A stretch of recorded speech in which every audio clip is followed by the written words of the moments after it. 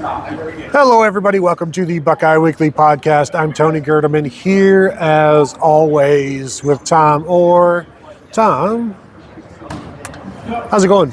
Tony, we get to play Beat the Clock. We're running our 2-minute offense on this show because the room is supposed to close in, 15 minutes or so.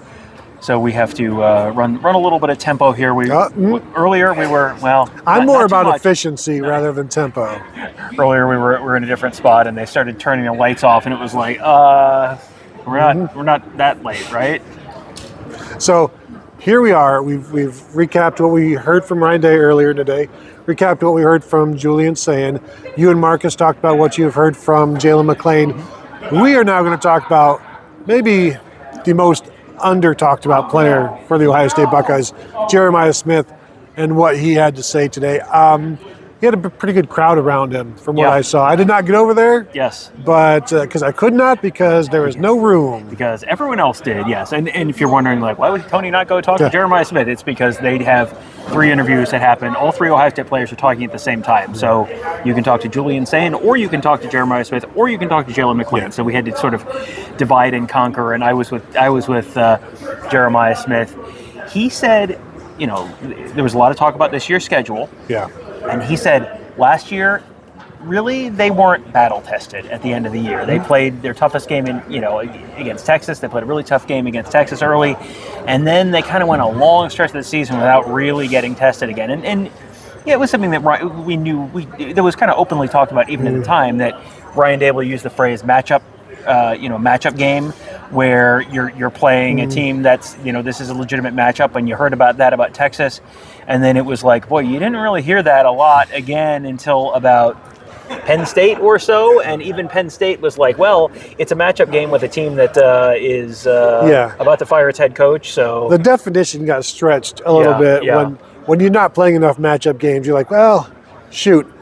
We didn't get dressed up for nothing. This is also a matchup game, and now this year, a lot of matchup games. Julian Sayin said the same thing in terms of last year's schedule. Let's just face it was easier. Yeah. This year's schedule, and Ryan Day's got them understanding all of that this is not going to be easy. Last year, you got to win over Texas. Great. Doesn't mean anything this year. Doesn't mean anything for your trip to Iowa. I know Ryan Day's trying to forget that trip to Iowa in 2017, but I do wonder, he has to talk about it at some point so that they are aware of just what can happen to teams that think they're pretty darn good. Yeah, the Iowa trip, it was funny. Jeremiah Smith was asked, he was sort of talking about that, and he just sort of rattled off, like, we're playing places such as, and said, Texas, Indiana, and Nebraska. And it was like, Nebraska is not one of the ones that I would have expected to. And boy, go back in a time machine 3 years and tell yourself that Indiana's the second one out of your list, out of your mouth on that list. But yeah, that Iowa trip is going to be a real challenge. Iowa and Iowa City always feels like it's about 10 points better than Iowa anywhere outside of Iowa City. And Iowa was a pretty good team last year, so we'll see how the Hawkeyes are this year. Got a little bit of time before that one's on the schedule. He was asked about some of the younger guys who are sort of standing out, and this is one where the most interesting thing to me is whose name does he say first? All right. So of the true freshman wide receivers, whose name did he say first? I'll say Brock Boyd. Wrong. I'll say Jaquaden Guilford. Wrong. I'll say if I just ignored Chris Henry Jr. You have ignored Chris Henry Jr. Jeremiah Smith didn't ignore him. Trying in fact, to be contrary. He said his name first, yes. And it's one of those things where he's like, these guys are all coming along really well, which, that's what you're going to say at an event like this. But you hear Chris Henry's name first. We've heard Chris Henry's name enough that it's like when we generally are talking about guys who might be impact guys, he is sort of the first name that comes out of your mouth. Brock Boyd, however, Jeremiah Smith did say, reminds him of himself as a freshman, which was like, I had to pick my jaw up off the floor. And then he said, in terms of his work ethic and determination, which if you can't match Jeremiah Smith in terms of physicality and being an athletic freak, surprise, surprise, no one can do that. But that's pretty high praise. And I think you hear that and you kind of go, that's probably what caused him to lose his black stripe as early as he did this spring. Yeah, I see it all the time when I see game and I say game, recognize game, and it's this. People can hear you laughing. It's the same thing there, where it's the workout. You see it all going on. You see the intensity. You see the way they practice. You see the way they get after a defender, the way they get mad at a pass being broken up, just the way they fight. Like I think that's interesting that there are some comparisons there. I was immediately taken back to Marvin Harrison talking about Carnell Tate being a year ahead of him in terms of the advancement, and I was almost like, so where does that put Brock Boyd? But yeah, those are all good traits to have, and I'm not expecting the 80-some catches as a true freshman that 74 that Jeremiah Smith had, but good notes certainly for the young receivers.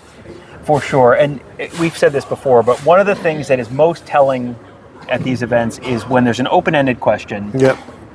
Who gets mentioned, and because if it's like, hey, tell me about this young player, they're going to say, yes, this young player is great, and he's working really hard, and we'll see how he does this fall. That doesn't tell me a lot. When it's who is a guy who's not getting talked about enough on the team, that's like, okay. Now you're giving me a meaningful answer. He named someone on defense, and it was someone who I feel like this person's getting talked about a decent amount. So I don't know. Maybe this is really good that he feels they're not getting talked about. Kenyatta Jackson. You know who's good? The fifth-year senior returning starter, who has really stepped up. Yes, the defensive leader that we've heard so much about. I mean, shoot. Anybody that's standing out and catching your eye, that's great. Kenyatta Jackson has to be great this year. And nothing we have heard, nothing we've seen last year, nothing inside stuff has disputed the fact that he's in line for a very, very big year. Real quick on the point about the open-ended question versus how are so-and-so doing. Mm-hmm. Somebody did ask Julian saying, like, hey, how are the young receivers doing, like Chris and Brock? And then it's like, well, Chris is doing this and Brock is doing this, and everybody's doing great. Mm-hmm. And it's like those are the differences in terms of questions like that and the answers, and why we probably didn't talk about Julian's answer to that same question. Yeah, it's a little bit of objection leading the witness. Yeah. That's definitely one of those cases. He did, when he was sort of explaining the Kenyatta Jackson thing, said he's going to have a big year. He said he could have a Chase Young kind of effect. Didn't say he's Chase Young. He said could have a Chase Young type effect. Hopefully he shows that this year as well. Did he say Chase Young? He said Chase Young. He said the name Chase Young, yes. Is it because of the jersey? It could be. Kenyatta Jackson is wearing number 2 this year, so that will certainly help with that comp. Remember when it used to be the shoes? Yes, I do. I believe Spike Lee said something about that back in the day. Speaking of basketball, he said he messed up a route yesterday at the facility, messed up a route, dropped the ball, and said, like, he's talking about how he expects a lot out of himself. And he said he messed up a route, dropped the ball, said he kicked, there was a bag or something like that, kicked the bag, and he said, but that's how Kobe was. So, I think that's one of those things where you have to be a little bit hard on yourself, because complacency gets you where you are. Yeah. Jeremiah Smith obviously is in a pretty good spot right now. He's not interested in staying there.